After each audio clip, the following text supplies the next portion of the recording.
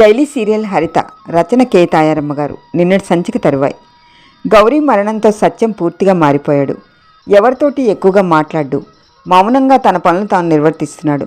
తన బతుకు ఎందుకు ఇలా అయింది? తను ఎవరికి అపకారం చేశాడు? ఈ మధ్య హరిత దగ్గరికి కూడా ఎక్కువగా రావడం మానేశాడు. సత్యం నిర్లిప్తత హరిత హృదయాన్ని కలిచివేస్తోంది. ఈ ఊళ్ళో తనకి అండగా ఉంటున్నాడు. ప్రాణ స్నేహితుడు అనుకున్నవాడు అయిన సత్యం ఇలా ఉండిపోతే తనకి ఎలా ఉంటుంది? సత్యాన్ని మళ్ళా మామూలు మనిషిని చెయ్యాలి. అప్పటికి తన మనస్సు కుదుటపడుతుంది. ఆ రోజు ఆదివారం కావడం చేత బాబు చేత పుస్తకాలు చదివిస్తూ ఇంటి గడపలో కూర్చుంది హరిత. ఇంతలో వీధిలో కారు ఆగడం, అందులోంచి ఆనందరావు గారు దిగి రావడం క్షణాల్లో జరిగాయి. హరిత దిగ్భ్రాంతి చెందింది. తను ఇక్కడ ఉన్నట్టు ఆయనకెలా తెలిసింది? ఎవరికీ తెలియని ఈ మారుమూల పడి ఉందామని ఇలా వస్తే ఇక్కడికే వచ్చారు వాళ్ళు. మళ్ళా అక్కడికే వెళ్ళాలా? ఎందుకో గుండె దడదళ్ళాడింది. ఆనందరావు గారు అలా హరిత వైపు చూస్తూ ఉన్నారు. అంకుల్, లోపలికి రండి సాదరంగా ఆహ్వానించింది. లోపలికి వచ్చి మంచం మీద కూర్చున్నారు ఆనందరావు గారు. బాబు వచ్చి ఆయన ఒళ్ళో కూర్చున్నాడు. వాడి తల నిముడుతూ అన్నారు ఆనందరావు గారు. హరిత, నీకు నేను చేసిన అన్యాయానికి నాకు ఇలాంటి శిక్ష విధించావా? ఇలా ఓ మారుమూల గూడెంలో ఉండవలసిన అవసరం నీకేమొచ్చింది? అసలు నేను బాబుని వదిలి ఉండగలననుకున్నావా? అంకుల్, మీకు తెలీదు. మీ వెనకాల జరిగే మోసాలు మీకేమాత్రం తెలియవు. నేను ఇక్కడికి ఎందుకు వచ్చానో, ఏ పరిస్థితుల్లో వచ్చానో మీకు ఎలా చెప్పాలి? అనుక్షణం నా దురదృష్టం నన్ను వెంటాడుతూనే ఉంది. మీ చల్లని నీళ్ళలో నా జీవితం నడిపించుకోవాలనుకున్నాను. కానీ ఆ అదృష్టాన్ని కూడా భగవంతుడు నాకు కరువు చేశాడు. బ్రతుకు భయంతో పారిపోయి వచ్చాను నేను. అంకుల్, నేను అక్కడ ఉంటే మీ ప్రాణానికి కూడా నష్టం కలగచ్చు. అందుచేత నన్ను ఇక్కడే ఉండనివ్వండి. ఆనందరావు గారు ఆలోచనలో పడ్డారు. తన మాటకు కట్టుబడి హరిత తన వెంట వస్తుందనుకున్నారు. కానీ ఆమె దృఢ సంకల్పం చూశాక ఏమీ మాట్లాడలేకపోతున్నారు. హార్లిక్స్ కలిపి అందించింది ఆనందరావు గారికి.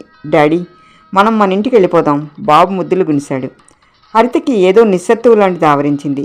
ఈ జీవిత సమరంలో గెలుపు ఓటములు సమపాళ్ళలో ఉంటాయి. తనలాంటి వాళ్ళకి ఓటమే తప్ప గెలుపు ఉండదేమో.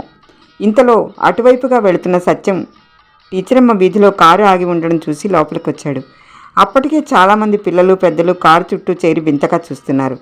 వాళ్ళని తమ గూడానికి కారు రావడం అపురూపం. అందుచేత వాళ్ళకి విచిత్రంగా ఉంటుంది. వాళ్ళందరినీ కసిరి దూరంగా పంపించేసి లోపలికి వచ్చాడు సత్యం. ఈయన ఆనందరావు గారు అంటూ పరిచయం చేసింది. ఈయన ఆనందరావు గారంటే చేతులు జోడించాడు సత్యం వినయపూర్వకంగా. హరిత, ఇతను? హరిత ముఖంలోకి సాభిప్రాయంగా చూస్తూ ప్రశ్నించారు ఆనందరావు గారు.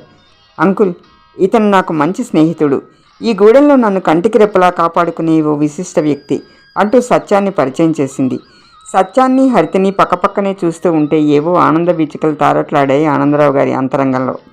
నాగరికతకి దూరంగా ఉన్న గూఢమైన ఉన్నత వ్యక్తిత్వం గల మనుషులున్నారు అక్కడ. ఆ సంగతి సత్యాన్ని చూడగానే తెలుస్తోంది. అంకుల్, మేము వెళ్ళిపోతున్నాం అన్నాడు బాబు సత్యం దగ్గరగా వచ్చి అతని చెయ్యి పట్టుకుంటూ. వెళ్ళిపోతావా బాబు? బాబుని తీసి ఎత్తుకున్నాడు సత్యం. అతడి కళ్ళు చెమర్చాయి. ఆ ఆప్యాయతకి ఆదరణకి కరిగిపోయాడు ఆనందరావు. ఆనందరావు గారి వైపు పరిశీలనగా చూశాడు సత్యం. మూర్తిభవించిన మంచితనంలా ఉన్నాడు ఆయన.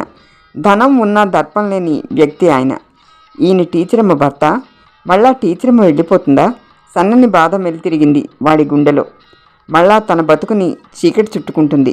అంతా శూన్యమైపోతుంది. సశేషం.